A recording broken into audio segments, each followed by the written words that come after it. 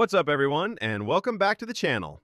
In today's video, I'm going to show you how to get the FC Mobile 26 mod menu for free, and it's fully working on both iOS and Android. As you can see on my screen, this mod gives you access to all the top hacks. We're talking auto goals, unlimited coins and points, perfect skill moves, auto speed, freeze goalkeeper, and much more. Before we start, there's one crucial first step.